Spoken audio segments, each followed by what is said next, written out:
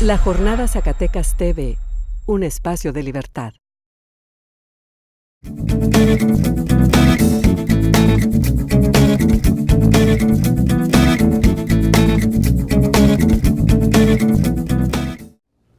Hola, ¿qué tal? Bienvenidos a su programa Acentos, un programa dedicado al análisis y debate de los temas más trascendentes de este momento. En esta ocasión nos compete hablar sobre el primer informe de gobierno del presidente Enrique Peña Nieto y lo que irradió a Zacatecas, cómo impactó en Zacatecas después de estos primeros, más que primer año, primeros 9 meses de gobierno de Enrique Peña Nieto. Para eso nos acompaña en esta ocasión el doctor en estudios docente en estudios del desarrollo, Miguel Moctezuma Longoria. Bienvenido, maestro. Pues muchas gracias por invitarme, particularmente a ustedes dos, a Carlos y a Ben, y obviamente a la jornada. Y esperamos que este sea un buen intercambio de opiniones y que podamos profundizar sobre los impactos que esto tiene en Zacatecas. Muchas gracias, maestro. Y también nos acompaña en esta ocasión Benjamín Contreras, coordinador de esta casa editorial. Y bueno, sin ya más preámbulo, me gustaría iniciar conociendo la información que nos trae el maestro Moctezuma Longoria en relación al primer informe de gobierno. El primer informe de gobierno, digamos, es el pulso, cómo empiezan esta gestión federal. Y particularmente estos 9 meses me gustaría iniciar con una cuestión, un documento que publicó en esta semana el columnista Sergio Aguayo, un intelectual mexicano, y él habla de que las palabras son brújulas que orientan el análisis. En su informe de gobierno, Enrique Peña Nieto, dice Sergio Aguayo, lo estuvo contabilizando, mencionó en 68 ocasiones las palabras cambio, transformación y reforma. 68 ocasiones mencionó esas 3 palabras claves: cambio, transformación y reforma. Sergio Aguayo apunta, en ninguna ocasión, en contraste, mencionó la palabra corrupción. Nunca se escuchó la palabra corrupción en el informe. En cambio, esas otras 3 palabras plagaron, digamos, el informe de gobierno. ¿Qué análisis tiene usted, maestro, de este primer informe de gobierno? Obviamente teniendo este contexto que me gustó introducirlo ahorita en el programa. Bueno, así como lo dice Sergio Aguayo del Colegio de México. Así es. La verdad es que, siguiendo la misma lógica del lenguaje, uno encuentra un lenguaje en términos de lo posible. Es un lenguaje sobre, más o menos así: promoveremos, encabezaremos, formularemos, impulsaremos. Y ese tipo de lenguaje indica que hay propósitos, pero no hay resultados, que hay anhelos, que hay interés, por ejemplo, en enfocar las baterías sobre reformas con algún sentido, pero siempre aparece el lenguaje en términos de expectativas. Son expectativas para justificar, para profundizar, para abrir camino en términos de por qué son necesarias, por lo menos en el lenguaje así aparece. Pero me parece que ese es un informe atípico, porque pareciera más bien un documento de campaña de alguien que ofrece hacer cosas, pero que no las está haciendo. Esa es la percepción que yo tengo, sujetándome efectivamente al lenguaje, que es un lenguaje de propósitos. Interesante. Más que hablar de lo que ya se hizo en estos 9 meses, en este primer año que se llama primer informe de gobierno, se habla como de buenos deseos. Estamos proyectando, estamos haciendo perspectivas. No sé si tú también lo ves así, Benny. Hay un discurso demagógico interesante en el cual parece que se plasman buenos deseos más que obras y actos que que ya se hicieron en este primer informe y que tampoco son muy alentadores en varios aspectos. Por eso a lo mejor ya lo estaremos ahondando un poco más en lo que resta del programa. Pero ¿cómo viste tú también esto? ¿Coincides con el maestro, Benny? Es que hay una situación que yo creo que no hay que olvidar, que desde antes de Peña Nieto, antes de ser presidente de la República, pues él es imagen. Él se basa en ser imagen. Ya en un lenguaje más comunicacional, pues se ha basado una campaña eterna. Fueron más de 5 años de campaña, de un trabajo de un contratos que se abrieron, por ahí fue todo, con en este caso la empresa Televisa, ¿no? Y bueno, como tal, ya es un debate distinto. Pero como tal, está haciendo esa estrategia igual. Es una estrategia comunicacional en donde se basa en la esperanza, en donde se basa en el juntos lo lograremos, llegaremos, que vamos viendo ahorita en este primer informe, que sigue siendo así. Vamos avanzando, no hay ninguna palabras negativas. Es totalmente una estrategia no tanto de mercadotecnia, sino de estrategia comunicacional para hacer ver a todos el mensaje en que no se preocupen, vamos a hacerlo. Lo que estamos haciendo es para hacer esto que les estoy diciendo. Los números, en contraste con esta situación, pues son otros. En esos primeros 9 meses, ¿no? Que sí, siendo un poquito, no nada a favor ni mucho menos, pero después de un gobierno de Calderón que, pues, para lo personal y una opinión ahí, pues fue desastroso en muchos sentidos. Hubo cosas, algunas cosas positivas, como todo, pero en general los números fue desastroso. Y más en el baño de sangre que hay en el país. Que eso es, yo creo, es algo que la gente, y más en estrategias comunicacionales que tiene Peña Nieto, que sí son, llámese, de primer nivel, la estrategia que utilizó en ese sentido, para hablar del informe, de esta reforma energética que tanto se está hablando, pues utilizó los factores históricos que se hablaban que él pues, no sabe, ¿no? Se habla de una crítica que él no lee, él no sabe y dice, ¿cómo no? Está aquí Diego Rivera, y ahí cómo la historia puede ser cuando va para el primer informe, la reforma, cuando da su mensaje, habla de Lázaro Cárdenas y el fragmento que dice, ¿no? Que al final dice, no, o sea, son los argumentos que la oposición, en este caso del gobierno de Peña Nieto, argumentaba. Entonces, creo que es algo muy interesante analizarlo, una base estadística y cómo el discurso y la estadística, que ese detalle, pues chocan, ¿no? Y eso se ve en el informe con toda una parafernalia, totalmente anormal, moviendo estas situaciones fuera de la política, el fútbol, ¿no? Que fue tanto que se habló de que se mueva, ¿no? Y que aparte, aunado a protestas tan fuertes que están los profesores a nivel nacional, y el DF lo están haciendo de manera muy fuerte, y dividiendo también la sociedad, que es algo muy peligroso. Entonces yo digo que el primer informe como tal, yo considero profesor en el sentido de que pues está plasmado, y lo que dice igual Sergio Guayo en su análisis, de buenos deseos, y parece que ojalá que no sea como Fox, que extienda su campaña a Peña Nieto en su sexenio. Que eso es el riesgo y creo que puede haber, ¿no? Además está, bueno, estas 3 palabras que menciono, que Sergio las rescata, y dice 68 veces las mencionó, que es cambio, transformación y reforma, hablan o venimos escuchándolas desde los años 80. Las reformas estructurales, cambio, modernización, son, digamos, sinónimos. Pueden hablar de un modelo económico que ha entrado a México desde los años 80 y va caminando, y ahora parece que está llegando, no sé si un culmen o algo parecido, pero va avanzando. Son las mismas palabras que hemos estado escuchando desde los años 80, que prácticamente esconden o velan a un modelo que está detrás. No sé qué nos puede hablar un poco acerca de esto, un modelo que se nota que está presente ahí. Esas palabras, digamos, son parte también de una ideología, digámoslo así. Bueno, Armando Bartra, de la UNAM, ha dicho que lo que tenemos es una crisis civilizatoria, que no es otra cosa más que una crisis de los paradigmas, y esto en términos de política significaría que modernización, cambio, son conceptos vacíos. O sea, ¿qué significan? Una sociedad es más moderna porque se hace más privada la economía. Una sociedad es más cambiante porque ahora tiene mayores vínculos con la economía mundial. ¿Dónde está esa parte, dijéramos, en términos de contenidos? Por eso yo creo que este discurso es vacío. Les voy a poner un ejemplo que ahorita se mencionaba. Conjuntamente con el informe hay un mensaje cuando el presidente se para subiendo el Palacio Nacional, los escalones, y dice, la patria es primero.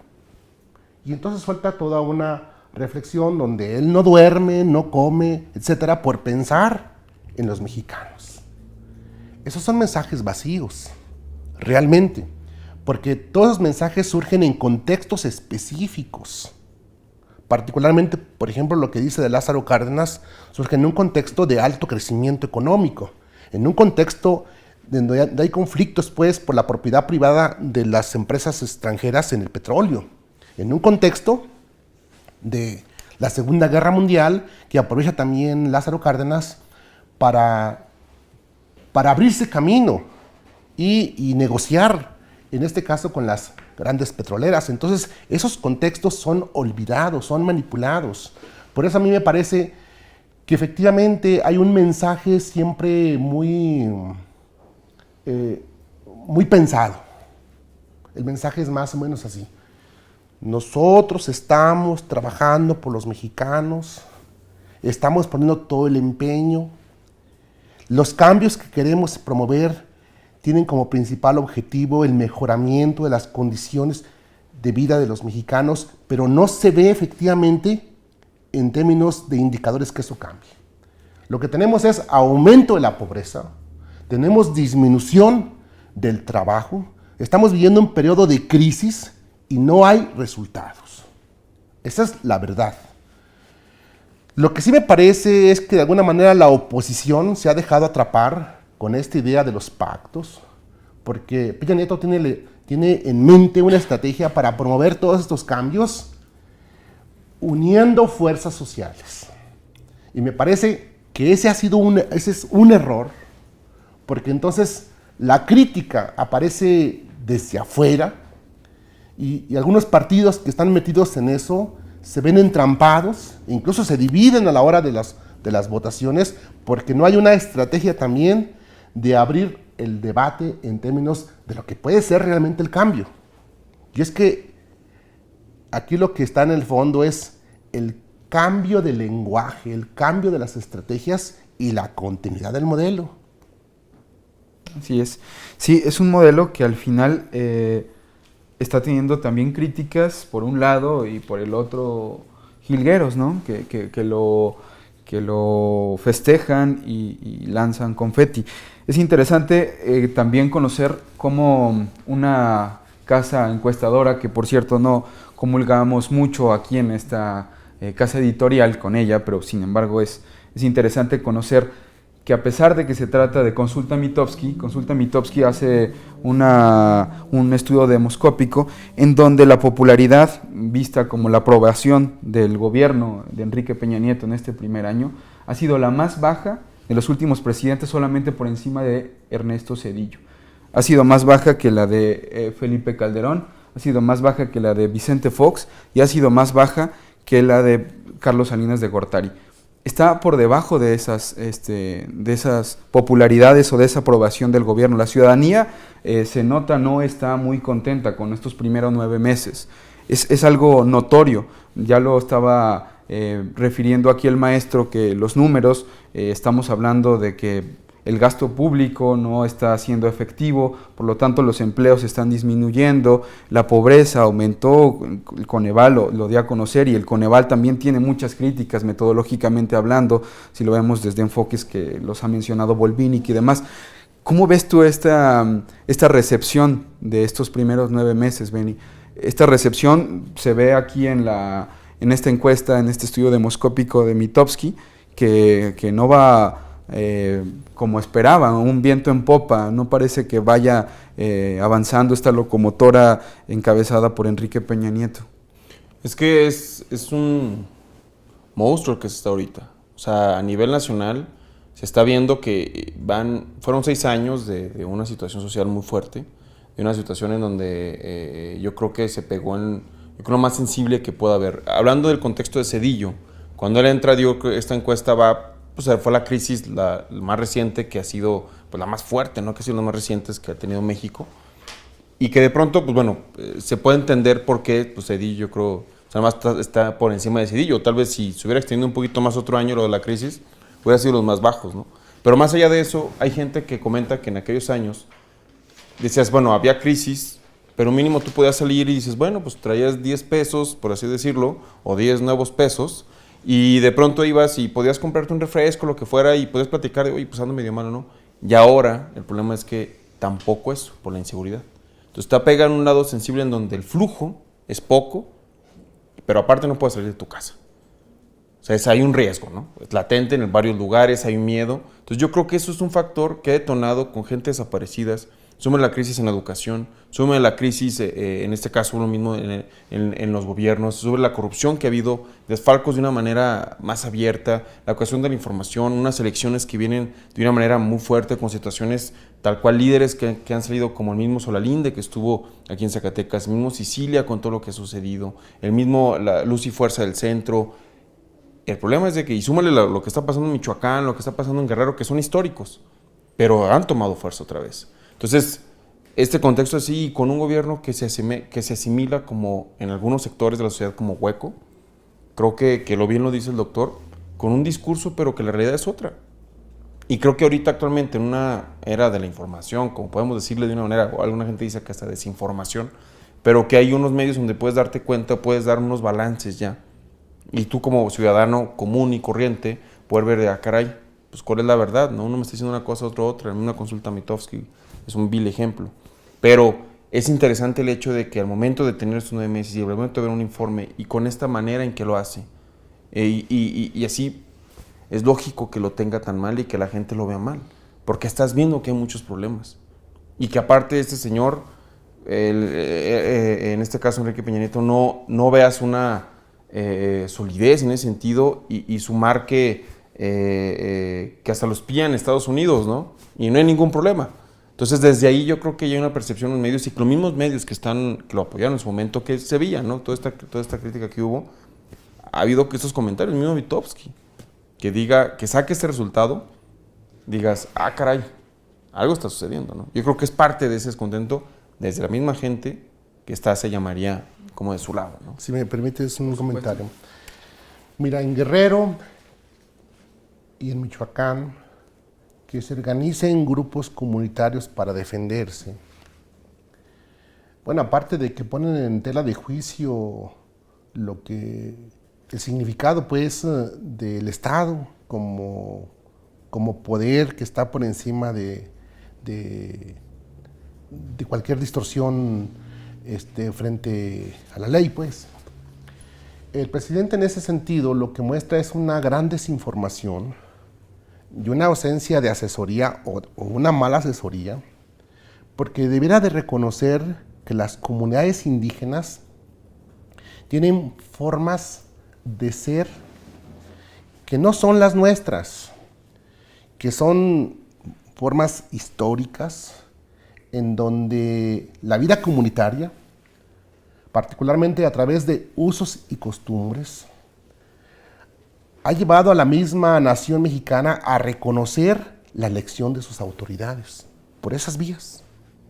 Si ahora se organizan para defenderse por la inseguridad, en lugar de entrar en conflicto con ellos, me parece que debería haber un cierto margen como para que esas comunidades pudiesen contribuir por lo menos a su seguridad. Y ahora son como si fueran los delincuentes que hay que perseguir. Eso es un grave error, porque yo recuerdo acá en Zacatecas que una comunidad, cuando llega un grupo armado, la comunidad los recibe y los rechaza. Bueno, quiere decir que hay que doblar las manos, que no hay, dijéramos, ni siquiera garantía de poder tomar iniciativas en ese sentido. Yo creo que allí el presidente está mal. Y creo que sigue pensando que México es como una telenovela. Y me parece que no ha logrado tener el pulso exacto de cómo está la coyuntura. Por eso ha menospreciado la resistencia de la gente. Ha menospreciado la propuesta de Cuauhtémoc Cárdenas en torno a la reforma energética. Y creo que además el mensaje que nos da es que las reformas suyas van a salir a como de lugar. Y eso significa pues un gobierno que no negocia, que no escucha y que no comprende realidades específicas. Entonces me parece que efectivamente muy pronto la gente se ha dado cuenta que este señor sigue actuando y que cada vez que se para en la televisión es preparado para actuar. Y bueno, ayer, por ejemplo, cuando yo lo miraba llegando a Rusia, lo primero que me di cuenta es que no estaba polveado, estaba despeinado, parecía no ser el que actúa cuando se enfrenta a las cámaras.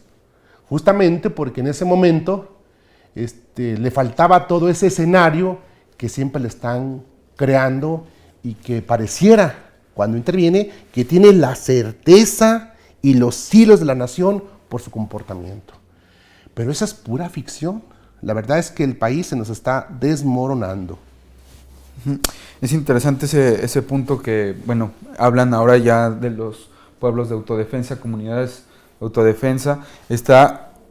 Lo platicamos ahorita fuera del aire, una muestra más de la ingobernabilidad o del resquebrajamiento quizá del Estado, de lo que algunos llaman un Estado fallido, es las monedas comunitarias. Eso es algo interesantísimo que estamos platicando fuera del aire. Las monedas comunitarias en Jalisco se están organizando comerciantes, que es algo inédito, insólito, de forma propia. Dicen, vamos a desechar o vamos a dejar de lado por un tiempo el circulante del Banco Central, el Banco de México, y dejar de lado el peso y empezar a utilizar el itacate. Una palabra muy propia de México, una palabra que se utiliza recurrentemente. Y por el otro lado, Veracruz que también ya empiezan a surgir monedas comunitarias. Este es el tumin, que también en una lengua indígena habla como de moneda, ¿no? Entonces, este tipo de muestras hablan también de un resquebrajamiento del Estado. Estos pueblos de autodefensa, la sociedad civil organizándose. Por un lado, tuvimos aquí a Solalinde, que habla que en materia migratoria no se ha hecho nada porque se cumplieran muchas cosas. Incluso invitaron a los académicos para formular el Plan Nacional de Desarrollo y poco quedó o nada plasmado ahí. Hay organizaciones, la sociedad civil se está organizando de manera que el Estado le está quedando chico al país. Entonces, es interesante ponernos a pensar, a reflexionar en torno a la gobernabilidad y en torno a lo mejor en estas monedas comunitarias. Es un fenómeno inédito, insólito, digamos, y que también seguramente pone a pensar a las calificadoras financieras, al propio sistema capitalista, decir, ¿cómo es posible que se empiecen a organizar ya estos? ¿Qué puede pasar, no? Entonces, es una muestra interesante de un Estado fallido. ¿Cómo lo ves tú, Beni? O sea, es interesante estos brotes que están surgiendo en el país. Es que en el marco de este primer informe, de dónde se hablaba que se iba a hacer y todo, o sea, tú lo ves de una manera como comunicacionalmente, tiene que mostrar fortaleza, ¿no? O sea, eso es como algo que él quiere siempre mostrar, lo quieren ver así. Aparte, a mí me tocó experiencias por ahí trabajando. Él es muy bajito, Enrique Peña Nieto, ¿no? Siempre le ponen un banco cuando va a hablar. Cuando los sillones, cuando está sentado, tiene que verse el nivel de todos. Él y por lo mismo, tiene que ponerle cojines, tiene que ver así, es todo lo que dice. Y al final, por lo mismo, es fuera de la política. Tiene que verse a la altura, tiene que verse bien, tiene que verse ese punto. Y hablando en este contexto, en este primer informe, lo que hablaba el doctor, o sea, no se ve, eso se toca todo esto. Son temas que vienen de 2012. El itacate, hablando de un estado como Jalisco, que tiene una ciudad como Guadalajara, que es de las tres principales ciudades del país, y un estado como que salga algo así, es muy significativo. O sea, es muy, muy importante, ¿no? Y en Veracruz, en este caso, que tienen contactos, en este caso el tumin, que es en una zona totonaca, y que significa dinero en Totonaca, y que ya han tenido contactos con gente de Italia, con todo esto, por usar el tumin, y que están tratando de hacer trueques ya también allá, porque ellos tienen su propia moneda, también unas comunidades en Italia.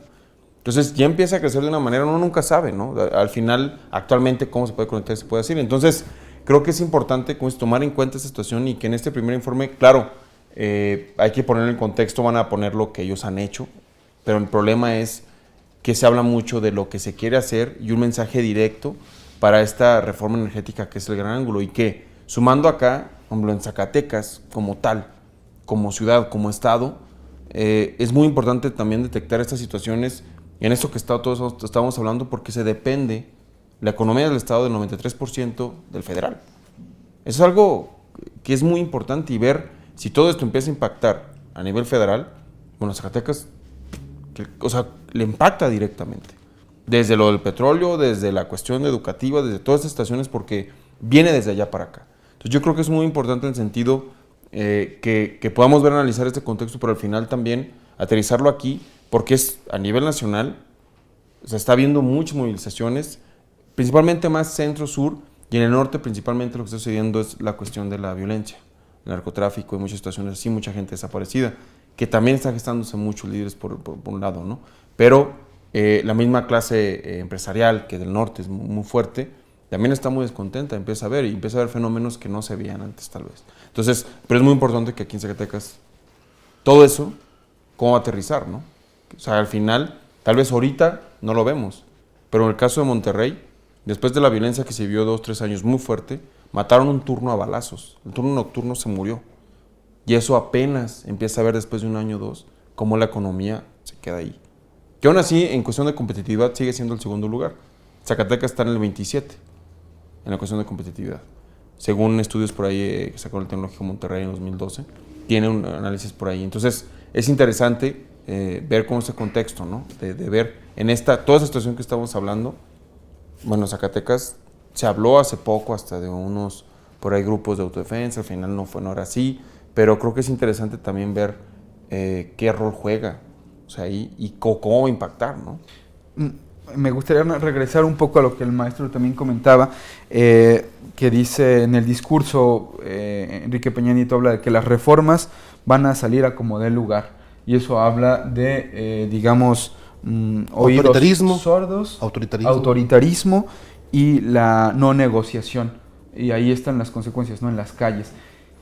¿Qué encontró usted, maestro, en el análisis del informe, en los diferentes rubros que pueda destacarse y también que puedan irradiar a Zacatecas? Ahora entrando un poco en esta segunda fase del programa, Zacatecas, ¿cómo impacta estos primeros 9 meses y obviamente qué se puede vislumbrar en el horizonte para Zacatecas en materia, digamos, económica, del campo, migratoria, cultural y demás? Bueno, mire, otra vez subrayando, como el informe tiene mensajes en términos de propósitos, de lo que pudiera suceder, de lo que se busca que suceda, las ideas que yo tengo es en torno a esos mensajes. Entonces no son tampoco como certezas. Aquí lo que importaría sería qué está pensando el gobierno del Estado en términos de convertirse ellos mismos en sujetos activos y promover acciones. Mira, el informe plantea que hay actividades estratégicas. Para el gobierno federal, la minería es una actividad estratégica, lo es también la agricultura, el turismo y el petróleo. Son las actividades estratégicas. Y en minería particularmente, se está pensando en la construcción de clústeres, que no son otra cosa más que en lenguaje sencillo, que son asociaciones entre proveedores, empresarios, mineros, etc. Y que sería pues un posible impacto es que esos clústeres pudieran tener algún sentido aquí en Zacatecas. Yo he observado que eso está en proceso, pero creo que demasiado elemental la idea que se tiene de ellos. Porque se está pensando en empresarios mineros que entran en relación con la universidad, con los tecnológicos de Zacatecas o con el Politécnico, pero es en términos de proveerles de técnicos con formación elemental pues para el manejo de equipo. Es decir, están pensando pues en una educación que les dé trabajadores, entre comillas, calificados. Igual están pensando en demanda de trabajadores de la localidad y de algunos comerciantes que pueden ser proveedores. Pero lo que se les ha olvidado es en los procesos que requieren de ser aprendidos con H, hacerlos nuestros, procesos tecnológicos, el desarrollo de tecnologías y particularmente de ciencia aplicada. Esto es posible hacerlo, pero aquí me parece que instancias como el COSIT, como la Universidad Autónoma de Zacatecas, deben jugar un rol fundamental en términos de abrirse camino y hacer posible que surjan convenios de colaboración con esas empresas para irnos apropiando de todos aquellos aspectos que dan cuenta de las actividades productivas. Si esas cosas no suceden, entonces no serían más que asociaciones al servicio de las grandes transnacionales y no nos quedaría absolutamente nada en términos de ir generando cierta independencia y cierta soberanía en el desarrollo de patentes, de inventos, de innovación, etc. Y esto mismo se está planteando para la agricultura. Pero hasta donde yo he mirado, los clústeres de la agricultura no llegan más que a nivel de asociación de comercializadoras. Pero está también ausente todo lo que es la investigación aplicada. O sea, en la universidad tenemos investigadores que están trabajando sobre innovación de semillas, que son resistentes a plagas, a sequías, etcétera, que tienen mayores rendimientos, etcétera. Y sin embargo, esas partes no forman, dijéramos, políticas experimentales de acceso a los productores, que sean visibles, de tal manera que la gente pueda decir, aquí hay caminos para trabajar e incrementar la productividad, incrementar la producción también. Tampoco a nivel de la agricultura se está pensando en estos clústeres que avancen hacia la transformación de los granos, del maíz, del frijol, etcétera, hacia la industria. Por lo menos hacia los primeros cimientos de la industria. Y todo eso está ausente, lo cual significa pues que hay un campo muy fértil para trabajar. En el turismo, aquí el lenguaje del informe de gobierno es muy genérico, pero creo que Zacatecas podría tomar iniciativas en términos de turismo cultural, porque no puede competir en ningún otro. Eso es, dijéramos, lo más trascendente en términos de actividades estratégicas que podrían impactar a Zacatecas, pero aquí se requiere un gobierno activo, con un proyecto de desarrollo para Zacatecas, con una visión, porque cuando se colocan a nivel de administrar solamente los programas, prácticamente no hacen nada. Ni siquiera impactan a nivel subjetivo, en términos de ir generando una conciencia de emprendedores que modifique comportamientos y que abra canales para mirar hacia adelante en términos de contar con un sujeto social del desarrollo. En Zacatecas ese sujeto social del desarrollo no existe. Y quienes han estado al frente me parece que no han logrado percibir esto y creo que aquí hay una deuda muy grande en donde también la universidad tiene que hacer su aporte y definir su modelo. Es interesante lo que comenta ahorita el maestro. Hace falta un gobierno activo, un gobierno estatal que sepa más que administrar los recursos, que también es complicado. Aquí que me gustaría regresarle otra vez la pregunta. Benny ahorita comentaba un 93%. Se sabe que es más del 90% de los recursos de Zacatecas que vienen de la federación. ¿Cómo maniobrar, cómo gestionar aparte de estos recursos federales, cómo obtener recursos propios, cómo empezar a tener un poco más libres las manos para poder actuar federalmente hablando y hacer localmente un desarrollo sustentable? Es complicado cuando más del 90% de los recursos del Estado provienen de la federación. Si a la federación le va bien, a Zacatecas le va bien. Eso es lo que dice Miguel Alonso Reyes en reiteradas ocasiones. Nos va a ir bien porque Enrique Peña Nieto es amigo de Zacatecas, porque es mi amigo. Estamos basando el desarrollo de Zacatecas en un discurso que también parece muy poco sustentado y muy poco coherente. No solamente basta, o no basta más bien, Y es más, ni siquiera creo que intervenga mucho eso, de que sean amigos o de que se lleven muy bien en las ocasiones que se han reunido, que han platicado. ¿Cómo ve esa cuestión, maestro? O sea, ¿cómo quedan 3 años también del gobierno del Estado que actualmente se encuentra en la silla, digámoslo, presidencial a nivel estatal, en el gobierno del Estado? Quedan 3 años. Estos 3 años, ¿qué puede hacer el gobierno del Estado? ¿En dónde puede generar estrategias para crecer? Bueno, primera afirmación, Miguel Alonso no es amigo del presidente. No se ve en el gabinete del presidente la mano amistosa. No se ve en el presupuesto estatal la mano amistosa. No hay nada que indica que eso sea cierto. Segunda cosa, si actividades como la minería de Zacatecas ocupan en 2009 el segundo lugar después de Sonora y en este momento el primer lugar nacional, la minería debía ser también el primer lugar en términos de ingresos para Zacatecas, pero no lo es. ¿Y por qué no lo es? Porque se ha renunciado a modificar el estatus de la Ley Minera Nacional. Y porque la reforma que se hizo ahora no da para ingresos estatales. Y hay que decirlo. Esto significa pues que este gobierno sigue siendo dependiente de lo que se les da. Y renuncia, porque bien puede incidir en los cambios a la reforma minera.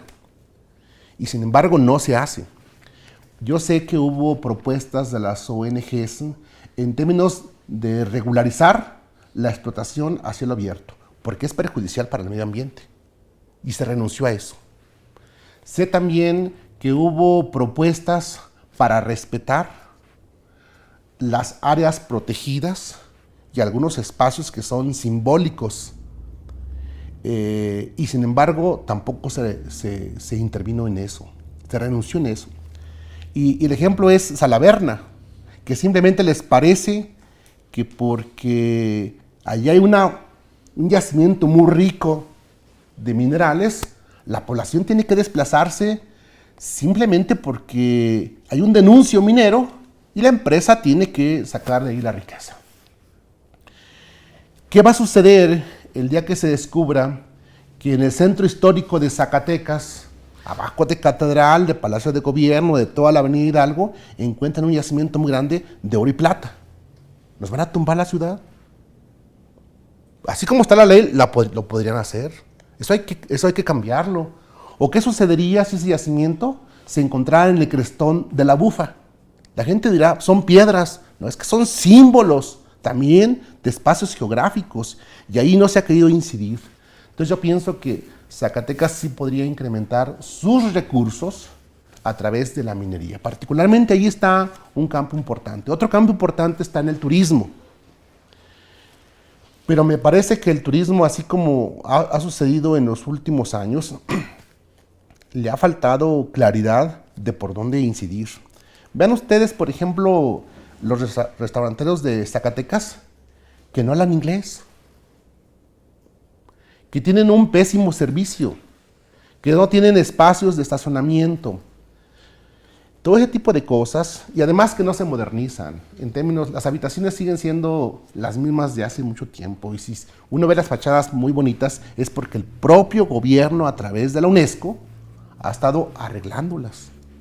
Si no, quién sabe cómo estuviera la ciudad.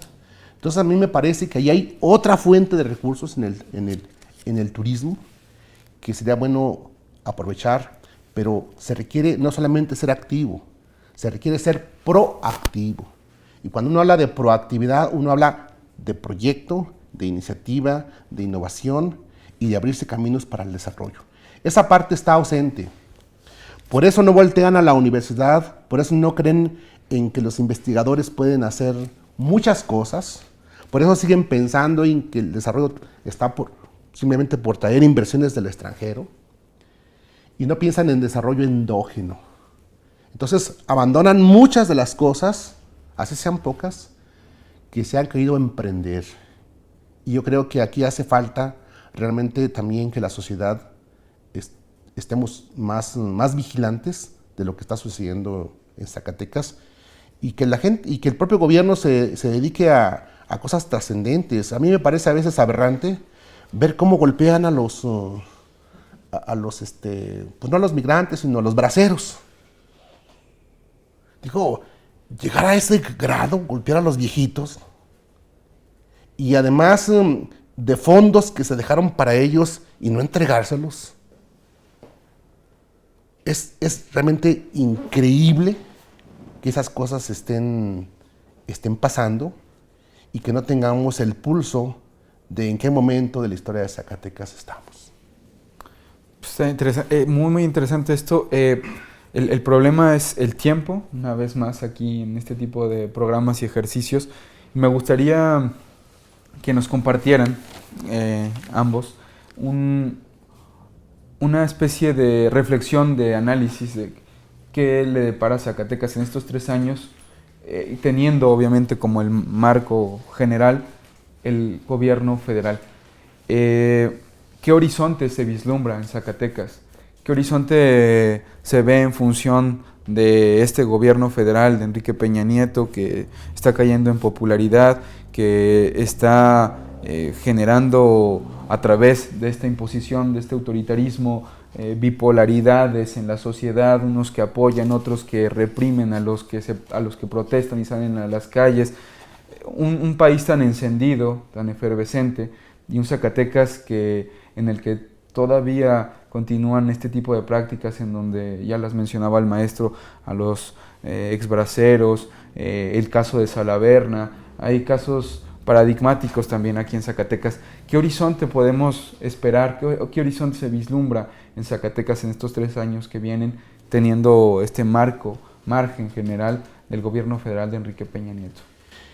Mire, un ausente muy grave para Zacatecas es que no hay política migratoria. Ni siquiera hay certeza de los datos. Dice el presidente Peña Nieto que México tiene 12 millones de mexicanos en Estados Unidos, cuando México tiene 33 millones de mexicanos en Estados Unidos. Lo que confunden son los 12 millones de los migrantes mexicanos que se fueron a vivir a los Estados Unidos y se les olvida que estos tuvieron hijos y que todos juntos son 33 millones.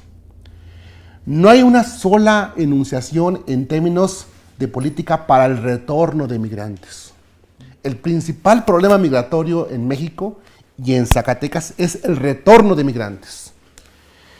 Y tampoco hay nada en términos de atender a los menores que no están retornando, aunque vienen con sus padres, pero nacieron en los Estados Unidos. Son migrantes que llegan por primera vez, que no hablan español y que requieren educación primaria y secundaria distinta. Toda esa discusión en términos de las reformas educativas está ausente y Zacatecas no se está moviendo. Me parece también que en términos de los programas de pobreza, donde ciertamente, aparentemente va a haber acciones para la alimentación y la nutrición, el asunto es que esos son concentrados municipales, pero si entráramos a todos los municipios encontraríamos siempre ese problema. Tan es así que el único estado donde la pobreza creció, la pobreza alimentaria y de nutrición, porque creció más, es aquí en Zacatecas. Eso debe de preocuparnos, porque está sucediendo en un sexenio que apenas lleva 3 años. Y también quiero señalar otra cosa. Hace tiempo que aquí en Zacatecas hace falta pasar del discurso de la propuesta del Plan Estatal de Desarrollo a iniciativas concretas. Particularmente creo que aquí ha habido muy poca visión, muy poco compromiso y de alguna manera no ha surgido un proyecto que cohesione a la sociedad. Si estas cosas no las logramos impulsar, se nos va a pasar la coyuntura, se nos van a ir los recursos mineros, se nos van a ir los migrantes, se nos van a ir los alimentos que se producen y prácticamente seremos víctimas de una política rapaz. Y eso no tiene futuro, por no decir otra cosa. Muy bien. Benny, no sé si nos quieras compartir algo. ¿Qué vislumbras tú en Zacatecas, en el país, en estos 3 años en Zacatecas y lo que resta del gobierno federal de Enrique Peña Nieto? No, pues más que nada entender y o sea, lo que le decía el doctor. O sea, al final, cualquier desarrollo sustentable en cualquier sociedad, ya vemos ahorita en Zacatecas o en el país, se basa en 4 elementos, que los mencionó el doctor, digo, al final, separados por ahí. La iniciativa privada, el Estado como tal, la iniciativa pública, la organización civil y la universidad, las escuelas. Si no se trabaja en conjunto no se va a hacer nada nunca. Y el problema es que mientras siga dependiendo de una sola de ellas, con todos los problemas que vemos a nivel federal, a nivel estatal y a nivel municipal, nunca se va a llegar. Entonces muchas veces esa problemática yo digo que se sitúa en cualquier sociedad y como tal en Zacatecas te tiene todos los elementos para ser un clúster muy importante minero a nivel nacional y a nivel mundial, porque lo es, sí, y así como está, lo es. Ahora imagínate con un desarrollo así que conlleve de ahí, que sea un apalancamiento desde esa manera. Que yo digo que ahorita se vislumbra como las grandes empresas, como puede ser en otros lugares, los corporativos, eso aquí, están viendo ya corporativos mineros, que son de nivel global, ¿no? O sea, entonces, creo que es algo muy importante que no se ve. Pero mientras no se trabaja en conjunto, cada uno con sus responsabilidades, porque uno es más importante que otro. Todos son importantes. Y nosotros como ciudadanos, entender también eso. Que también tienen que tomar esa proactividad, pero tiene que trabajarse en conjunto. Entonces, pues mientras esa situación no se aterrice, y que por desgracia yo no vislumbro que en los próximos 3 años, o 6 años de gobierno federal, o 3 años estatal, se vea así, yo creo que hay cosas positivas, las hay, pero no de una manera ostentable, ni que distribuya esa riqueza que por desgracia uno ve en el estado en Zacatecas, hay mucha pobreza. Y creo que eso sí se debe de puntualizar. Y nos jactamos de otros lugares, o puede haber, pero el estado es más allá de 3, 4 municipios. Entonces es algo muy importante que hay que hacer ver y que no se menosprecie que aparte es un estado agricultor, un estado minero, y que es un estilo de vida diferente a tal vez un Nuevo León, a tal vez un Guadalajara, pero no por eso es menos. Al contrario, yo creo que tiene muchos valores que mucha gente admira y por eso ese turismo es tan fuerte, que sigue siendo muy tradicional en ese sentido, pero adaptado tal vez a circunstancias actuales, ¿no? Entonces, yo creo que es importante puntualizarlo, pero se vislumbra, yo creo, algo que si no se cambia, pero yo creo que tiene que venir de una presión un poco afuera, y no tiene que ser bélica, o sea, una presión me refiero en proactividad, en hacer cosas y saber trabajar en conjunto. Yo creo que eso es lo que veo, me refiero, y que por el resto yo, el gobierno actual federal, yo no veo que tenga eso, al contrario, parece que se está regresando a viejas prácticas que, digo, pues mucha gente hasta falleció o está aquí luchando también porque no se vuelvan, ¿no? Entonces yo creo, y a nivel estatal, pues esperando que se logre aprovechar esa parte importante minera de esas grandes empresas que están acá. Pero para que sea un desarrollo también local, y si se van o se quedan un tiempo, no importa. Al final se siguen creando aquí esas cosas. Entonces yo lo veo de esa manera. ¿No hay futuro, maestro? ¿O cuál es el futuro de Zacatecas? Bueno, hay una cosa que me parece que sería importantísima poner en el centro. Si nosotros somos el principal productor de frijol, bueno, el frijol es como el símbolo de Zacatecas. Cuando ponemos el frijol en las manos de los agricultores, que son muchas variedades, es como trabajar las identidades, trabajar la cultura, trabajar la historia, como rescatar la vida comunitaria. Y el informe del presidente plantea el rescate de la cultura tangible e intangible. Por ahí le podríamos tomar la palabra y decirle, no solamente estamos pensando en el frijol como una actividad rentable, sino también como un elemento de la identidad de los zacatecanos que nos cohesiona. Y creo que ese podría ser un caminito para el rescate de los agricultores, particularmente del frijol, pero también puede ser el maíz. Y creo que lo que pasa es que hay que ser audaces y generar propuestas. Y me parece que eso es posible, pero hay que ir un poco más allá de simplemente estar pensando de que si no se completa la dieta del frijol en el país, hay que comprar frijol, hay que comprar maíz, hay que comprar sorgo al extranjero. Y esas cosas pueden ir cambiando. Pero significa pues invertirle a la investigación de los granos, invertirle a la irrigación, invertirle a la innovación, la diversificación de cultivos, a la capacitación, etcétera.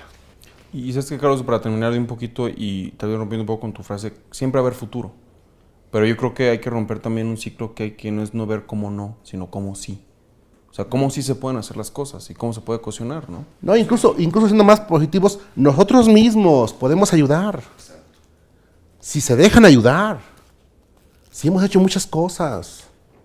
Y yo creo que no las han aprovechado. Entonces, nosotros mismos podemos contribuir con una gran ventaja.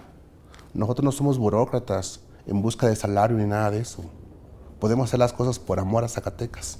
Realmente por amor a Zacatecas. Muy bien, pues una frase hasta cierto punto conmovedora, pero sí, cierto. O sea, se tiene que tener pasión para hacer las cosas y creo que en muchas de las ocasiones les falta pasión por el país. Hay un poema bellísimo bueno, otro día platicaremos de esto, pero ama la patria no como algo intangible y complejo, sino ama ciertas calles, ama ciertas personas, el poeta, y al final eso es lo que hace falta, ¿no? A Zacatecas y hace falta en el país. Y cuando me refería al no futuro, espero que ese futuro no sea como un futuro. Leonard Cohen tiene una canción que dice el futuro es asesinato, así es que esperamos que eso no sea el futuro, pues inmediato, próximo de Zacatecas, de México. Entonces hacia allá iba la pregunta, ¿cuál era el futuro que nos deparaba? Y yo creo que el futuro va a ser la movilización, va a ser desde la academia, desde la sociedad civil.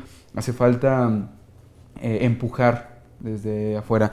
El sacerdote Solalinde, en una conversación que teníamos el día de ayer, platicaba, el gobierno está claro en que no va a hacer estas cosas. Él ya quitó las manos, él ya dijo, háganlo ustedes porque ustedes saben y ustedes pueden.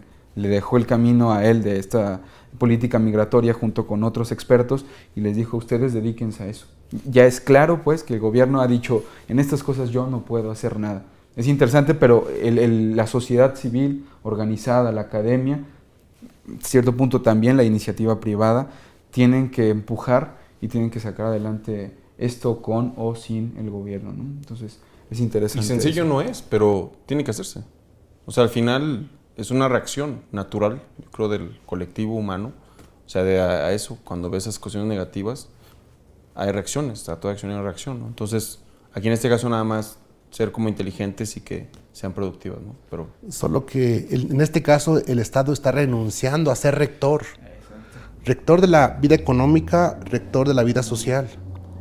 Y bueno, los ciudadanos no podemos renunciar a nosotros mismos, a nuestro futuro, a nuestros sueños. Esas son cosas que tenemos que ir construyendo y creo que poco a poco surgen iniciativas. Unas son de resistencia, otras son de creatividad, pero son posibles y hay que seguir soñando en ello. Muy bien. Bueno, pues terminamos este programa de acentos en esta ocasión de forma muy optimista al final. Empezamos quizá algo trágicos y después nos fuimos suavizando más hasta llegar a este optimismo zacatecano, mexicano. Y bueno, nos despedimos. Esto fue Acentos y los esperamos en la próxima emisión. Muchísimas gracias.